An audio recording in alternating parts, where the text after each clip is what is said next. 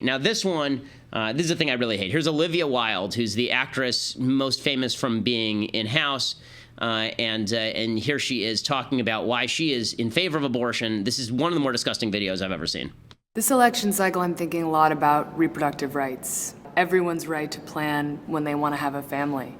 And it's on my mind because I'm literally about to have a baby, like in a minute, to be able to decide exactly how. Okay, so she says that she's thinking about reproductive rights 1 minute from having a baby. This is about as perverse a notion as I could possibly imagine. That as you're about to have your child, you're thinking, boy, wouldn't it be great if I could still kill this thing? It's really imperative that I be able to still kill this thing. You know, here I am. Look how pregnant I am. There's a baby in here. This is my beautiful child. And I was thinking, maybe I should just kill it.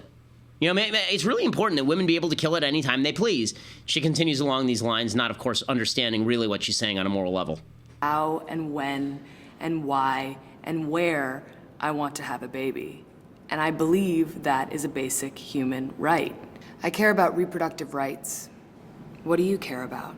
If you care about your future, vote for it. Okay, what I care about is not killing babies. And this is going to be mildly graphic, but this is important because I'm sick of the euphemisms, okay? It's not aborting a fetus. It's not getting rid of a ball of tissue. Okay, what I'm about to show you right now is a picture of a baby. Okay, this is a baby it was a picture of a baby that was aborted by Kermit Gosnell. Okay, this is the Gosnell was somebody who was not covered by the media in any way, shape, or form. He was the most prolific serial killer probably in American history, and this was a baby girl aborted by Kermit Gosnell, and the only question was whether it was legal for him to kill this baby or not, and the only question there was how old was the baby, and was the abortion done inside the womb or outside the womb. Okay, so this baby, I believe, was after the 24-week cutoff, but not by much. So this baby is, let's see how old this baby is. This is a case where an abortion went awry. She went to a hospital, and the baby ended up dying at the hospital. By 24 weeks, most babies born prematurely will survive. This is a late-term abortion, okay? This is what her baby looks like in the womb. We can see that picture again. That's what that baby looks like. This is a less graphic picture of what an abortion looks like, okay? A more graphic picture of what abortion looks like involves the snipping off of the crushing of the skull, the sucking out of the brains. It involves, and these are fully formed children. These are fully formed children. I have 2 beautiful children. The idea that you get to murder a kid.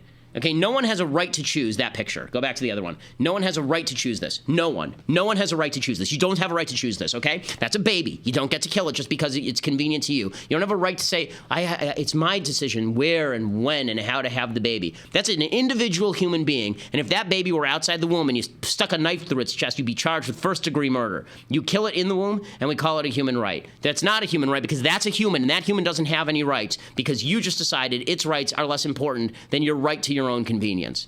Despicable. Despicable.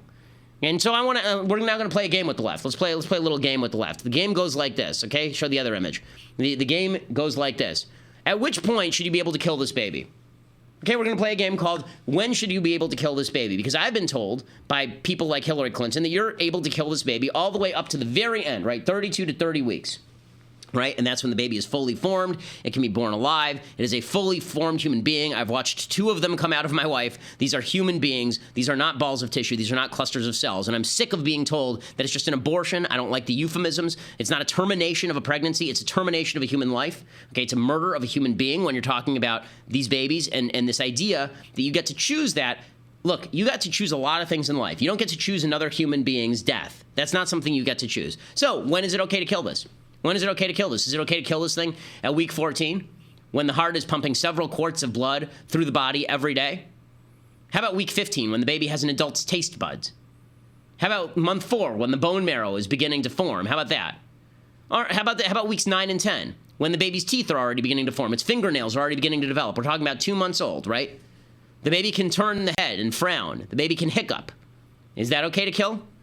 How about week 4? By the end of the week 4, the kid is already 10,000 times larger than the fertilized eggs was. There's already the beginnings of eyes and legs and hands. There are already brain waves detectable.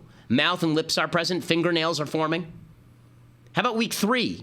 By the end of the 3rd week, the kid's backbone and spinal column and nervous system are forming. The liver and kidneys and intestines are beginning to take shape. How about day 22? The heart's already beating with the child's blood, which may be of a different blood type than the mother. So where in here exactly do you think it's okay to murder that kid because you have a personal convenience issue? Where do you think that you're right? And I love the glowing way she presents this. Here I am. I can't be a bad woman because I'm pregnant. I can't hate babies. I mean, here I am. I'm pregnant. Well, if you don't hate babies, or if you're not interested in killing them, then why are you in favor of people being allowed to kill them? Because it's not a matter of a woman's right to choose. A slave owner didn't get to choose to hold slaves. Nazis didn't get to decide which Jews got to live. And don't give me the it's legal, therefore it's okay. Lots of things were legal. Lots of things in human history have been legal that were totally evil. Okay, it is evil to suggest, as Hillary Clinton does, that the minute before a baby is born, you should be able to drag it by the feet out of the mother, except for the head, stick a scissors in there, ram it into the baby's skull, rip the skull open, suck the brains out, crushing it, and then pull it out. Hillary believes that that's something you should be allowed to do. When I talk about stuff I hate, this is a grave sin. It's a blot on the American Republic. It's a blot on the morality of the American people that we treat the killing of literally the most innocent among us. Literally the most innocent among us.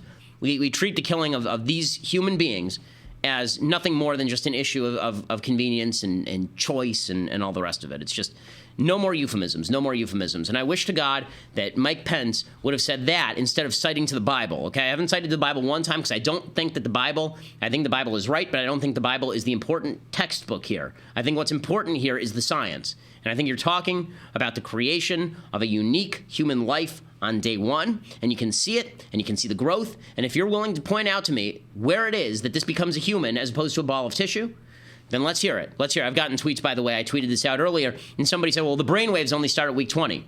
So how about that? You know, do you think that people who are brain dead are alive? Well, people who are brain dead don't turn into not brain dead 3 weeks later.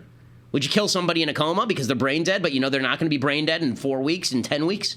Would you do that? Would you pull the plug on them, knowing for a full-on fact that if you just wait a few weeks, that person's going to be fully functional again? Would you do that? And it's just it's truly incredible to me the way that we can blind ourselves to this. I remember when I was at the 2012 DNC, and I went to, you know, it was in Charlotte, and I walked past an exhibit, and it was a picture. It was the anti-abortion crowd, the pro-life crowd, and they were out there with these pictures of aborted babies. And I walked past, and I thought what most people from big cities thought. I thought, wow, how gauche, how gauche. I mean, those are ugly pictures. Should I really have to look at that in the public square? That's really ugly. And then I realized that that's probably how people treated pictures of slavery back in the 1850s. That's probably how people treated pictures of the Holocaust back in the 1940s. The bottom line is, if it's that ugly, maybe you should do something about it instead of whining about how ugly it is. And it's not a matter of personal choice. Okay, I have a stake in whether my neighbor gets murdered, and I have a stake in whether my neighbor's baby gets murdered too.